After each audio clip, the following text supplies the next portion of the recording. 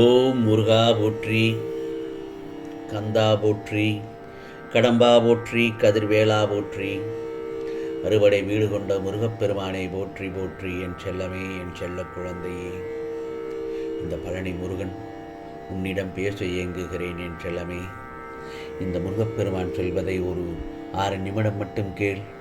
ஆம், இது உனக்கான பதிவுதான். இன்பம் என்பது காணல் நீர் போன்றது. ஒரு சில மணித்துளிகளுக்கு மட்டும் இருக்கும். ஆனால் துன்பம் என்பது வாழ்க்கையில் மரம் போன்று வளர்ந்தே செல்லும்.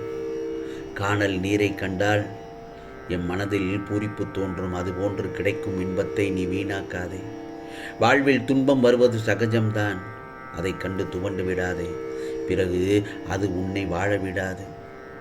பொறுமை, விட்டு கொடுத்தல் இரண்டும் மிகவும் முக்கியமானது மனிதனுடைய வாழ்க்கையில். பொறுமையும் விட்டு கொடுத்தலும். ஆனால் இவை இரண்டிற்கும் எல்லைகள் உண்டு. அன்புக்கு மட்டும் என்றும் எல்லையே இல்லை, எதிரியும் இல்லை. மற்றவரின் பொறுமையை சோதிக்காதே. அவ்வாறு சோதித்து பொறுமை இழந்தால் பிரச்சனை உனக்குத்தான் அதிகமாகும். நான் ஒன்று சொல்லட்டுமா? கலகலப்பாய் இரு. வேண்டாம் என்று ஒருபோதும் உனக்கு சொல்லவில்லை. ஆனால் மற்றவனை கலங்கப்படுத்தாது இருக்க வேண்டும். அவ்வாறு நீ இருந்தால் நீ என்றுமே புன்னகை நிரம்பிய முகத்தோடு தான் இருப்பாய். என் செல்லமே, நான் எப்போதும் மேலே போகும் விமானத்தை அண்ணாந்து பார்த்து கழுத்தை நோக வைப்பதை விட நேரே பார்த்து எமது முன்னேற்றத்தை பார்த்திருந்தால் என்றோ வாழ்க்கையில் முன்னேறி இருப்போம். நல்ல நண்பன் உனக்கு வேண்டும். ஆனால் நீ நல்லவனாக இருந்தால் மட்டும் போதாது, நீ உண்மையாகவும் இருக்க வேண்டும். என் செல்லமே,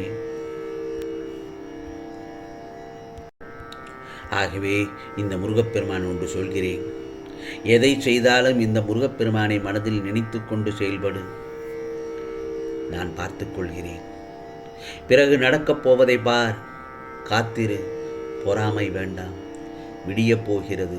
இனி நல்ல காலகட்டம் உனக்கு. வாழ்க்கையில் மிக மிக உயர்ந்த பதவி காத்து கொண்டிருக்கிறது. நிச்சயமாக நான் அதை பூர்த்தி செய்து வைப்பேன். கவலையை விட்டொழி. என் செல்லமே, நீ எங்கே இருக்க வேண்டும் என்பதை விதி முடிவு செய்யட்டும். ஆனால் எப்படி இருக்க வேண்டும் என்பதை நீதான் முடிவு செய்ய வேண்டும். எப்போதும் சுயநலத்துடன் எந்த ஒரு இடத்திலும் யோசிக்காதே. சுயநலமாக யோசிக்காதே. வாழ்க்கையில் முன்னேற அடுத்தவன் உதவியையும் நாடாதே. வெற்றியை நீ தேடிப்போ, அது உன்னை தேடி வராது. அதே போலத்தான் கஷ்டங்களை கண்டு ஓடி ஒளியாதே.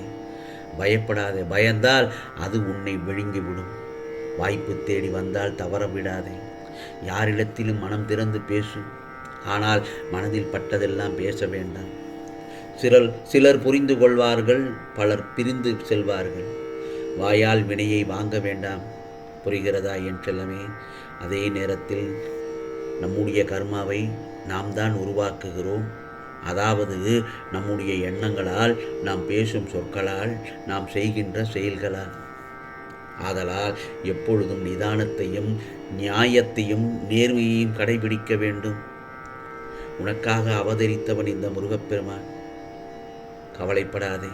நிச்சயமாகவும் உன் இதயத்தில் இந்த முருகப்பெருமான் வாழ்ந்து கொண்டுதான் இருக்கிறேன். சிலை வடிவமாகவும் படமாகவும் இன்று நீ திரும்பும் இடமெல்லாம் உனக்காக நிழலாக வந்து கொண்டிருக்கிறேன். எல்லோரும் நல்லவர்கள்தான். ஆனால் எல்லா நேரங்களிலும் நல்லவர்களாக இருப்பார்கள் என நினைப்பதுதான் தவறு. தேவையில்லாத விஷயங்களை மனதில் எண்ண வேண்டாம். நான் இருக்கிறேன். உன்னை நல்ல வழியில் அழைத்துச் செல்வேன். இது முருகப்பெருமானின், பழனி முருகனின் அருள் வாக்கு, சத்திய வாக்கு. என் செல்ல பிள்ளைகள் கோபித்துக் கொள்ளலாம். ஆனால் நான் உன்னை கோபித்துக் கொள்ள மாட்டேன். அப்படி நான் கோபம் கண்டாலும் என் பிள்ளையான உன்னை நல்வழிப்படுத்துவதற்காகத்தான் அப்படி நடிக்கிறேன். என் செல்லமே, ஆகவே நேர்மையாக நடந்து அதன் பலனை பெறாத பொழுது தர்மம் தோற்பது போல தெரியலாம். நேர்மையாக நடந்து அதற்குண்டான பலனை நீ பெறாத பொழுது தர்மம் தோற்று போனது போல் தெரியலாம். ஆனால் என்றாவது ஒரு நாள் சூழ்நிலைகள் மாறும். ஆடிய ஆட்டம் போட்டவர்கள் அடங்கும் நேரம் வரும். அன்று தர்மத்தின் கரத்தில் இருந்து எவரும் தப்ப முடியாது. இறைவன் எனக்கு எதுவும் தரவில்லை என்று மட்டும் சொல்ல வேண்டாம்.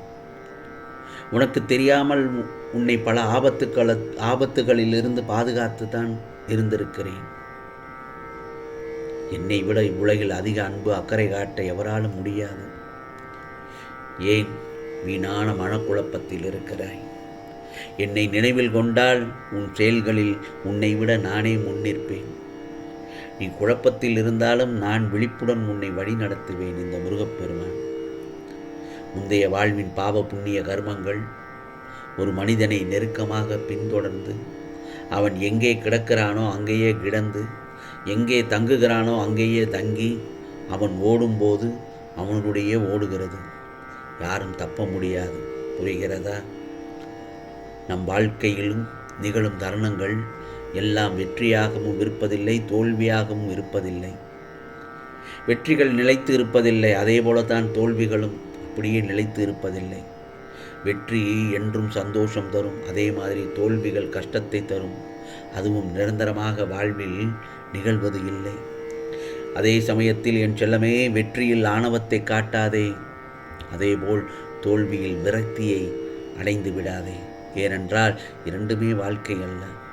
ஒரு சிலவற்றை ஆராய்ந்து மனதை புண்படுத்திக் கொள்வதை விட அனைத்தும் நமக்கான படிப்பினை என்று எடுத்துக்கொள். வாழ்க்கை சிறப்பாக இருக்கும். என்னதான் உரிமையோடு நினைத்து பழகினாலும் சில நேரங்களில் நீ யாரோ நான் யாரோ என்று உணர வைத்து விடுகிறார்கள் சில முக்கியமான உறவுகள். ஆம் செல்லமே, ஒரு காலத்தில் அடைய முடியாதவை என்று நினைத்த விஷயங்கள் இப்போது உன் கைக்கு எட்டும் தூரத்தில் உள்ளன.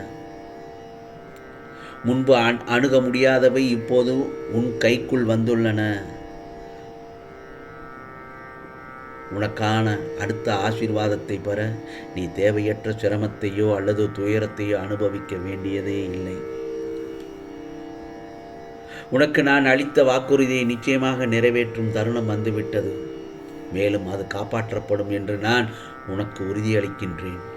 ஒரு சிறிய இடைநிறுத்தம் ஏற்பட்டாலும் பொறுமையையும் புரிதலையும் வளர்க்க இந்த தருணத்தை பயன்படுத்த நான் உன்னை ஊக்குவிக்கிறேன்.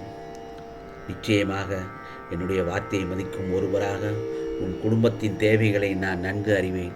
அவற்றை நிவர்த்தி செய்ய உறுதியான நடவடிக்கைகள் செயல்படுத்தப்பட்டுள்ளன என்பதை முழுமையாக நம்பு என் செல்லமே.